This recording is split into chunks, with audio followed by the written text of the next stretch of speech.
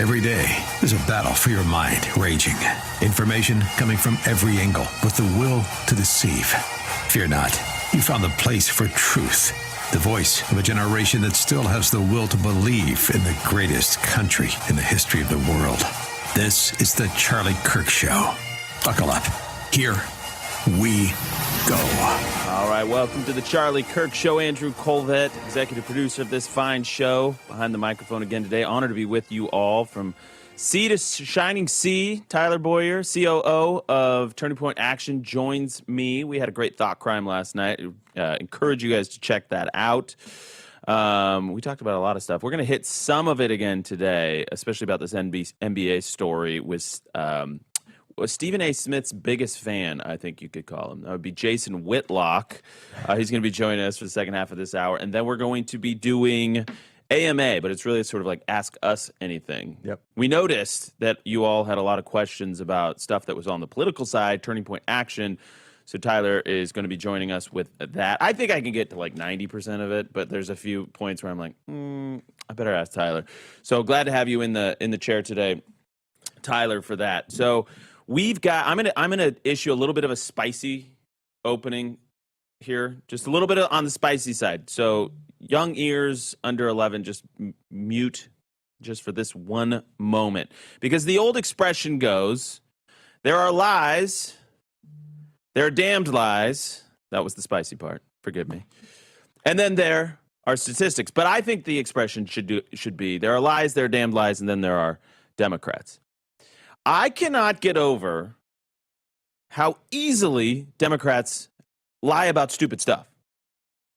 Things that are verifiably untrue. They will just say it, even when the proof of the lie is threaded in the same Twitter thread, X thread. And so when you start kind of going one by one by one, when they do it in quick succession and it's just really, really dumb, it's hard not to unsee it. Once you see it, you can't unsee it. And I think that is actually their point. That's their plan. That's their strategy, is to just lie. And then when you call them out on it, they go, well, oh, well, we're still going to say it because it advances our narrative. And you're like, well, I guess I don't know what to do here anymore. And we obviously saw that in the aftermath of Charlie's assassination, where we would debunk these clips that were going around about something Charlie supposedly said, or he said something racist, and then we would show you the context, and obviously it was clear that it was not what they were presenting it as. The context mattered. It added nuance and clarity to the point he was making, but they're doing it again. And I have to just start with this first one. Actually, Caroline Leavitt thanked me on X for this, which I appreciate. But let's just show this image. This is from the Democrats' own X handle. So it's at the Democrats. So when I say the Democrats do something, this is kind of what I mean, right? So throw up image 388. And this is an image of Caroline Leavitt, White House press secretary, saying the ballroom is the president's main priority. And so you saw, Gavin Newsom put this out. Obviously, the Democrat handles, a bunch of the Democrat accounts doubled, tripled, quadrupled down on this insane thing. So what are they trying to say, Tyler? Of course, that that President Trump's main priority is the construction of this East Ballroom, East Wing of the White House, a big ballroom. By the way, presidents have wanted a ballroom space, an event space at the White House for a long time. Even Shaun White, who is a BLM activist, and, I would say this was a pretty sane thing he said, so I don't even know how to take it. He said that, listen, this is not a big deal. There's nothing particularly historic about the East Wing of the White House. Of all the parts of the White House, the East Wing is probably the least historic. So he's making some space to put this big ballroom in.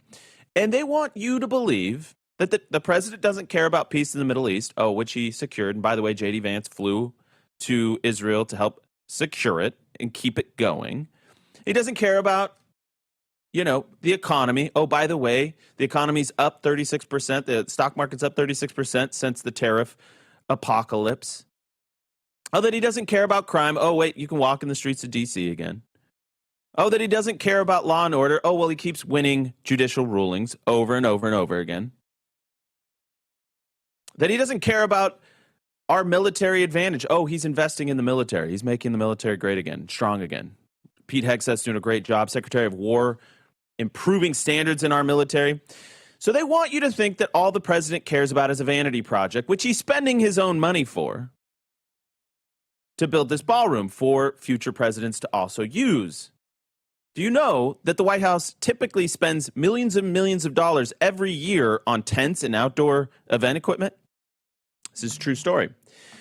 But when you actually listen to what Caroline Leavitt had to say, it becomes very apparent that it's just a lie.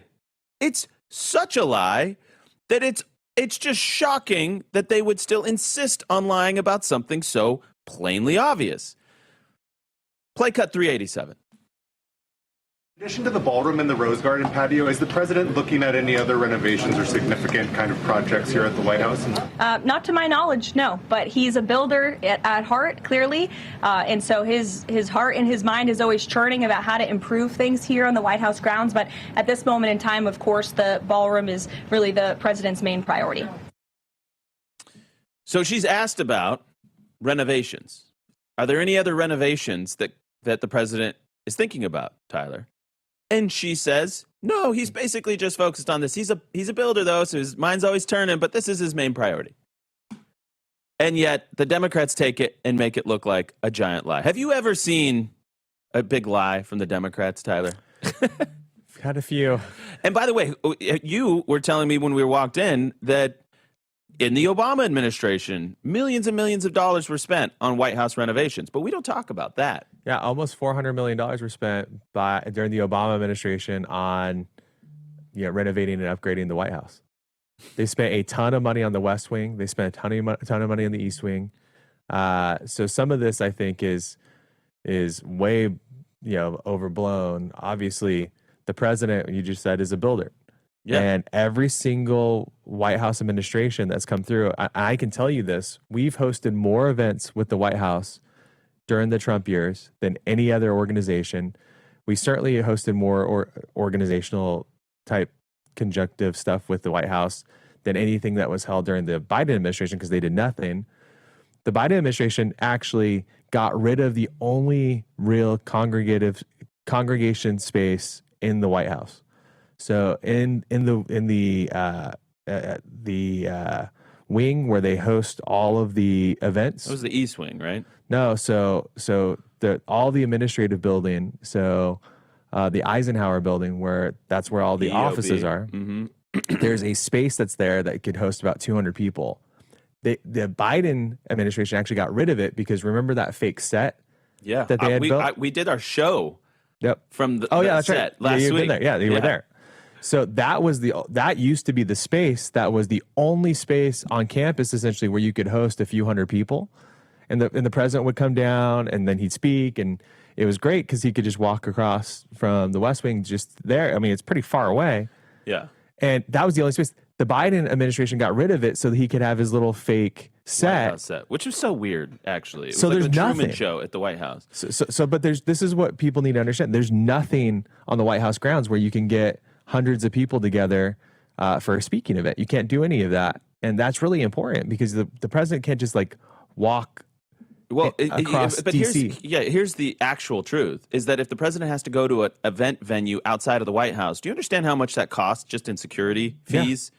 Moving Secret Service, PD, all the things that go into it is extraordinary, actually. It has to be millions and millions of dollars every time just in D.C. Yeah, this is the best return on investment that you can imagine by allowing the president to stay put and let people come to him, which everybody's happy to do, and go to an event at the White House. And there you see the images of the beautiful new East Wing ballroom that is going to be absolutely enjoyed by everybody. And this is what I love. Even Sean King is saying that this is going to be this is no big deal. All the presidents have wanted this space, and President Trump, this is privately financed. This is not a big deal. But there's more lies coming up, and we're going to get to them. We'll be right back.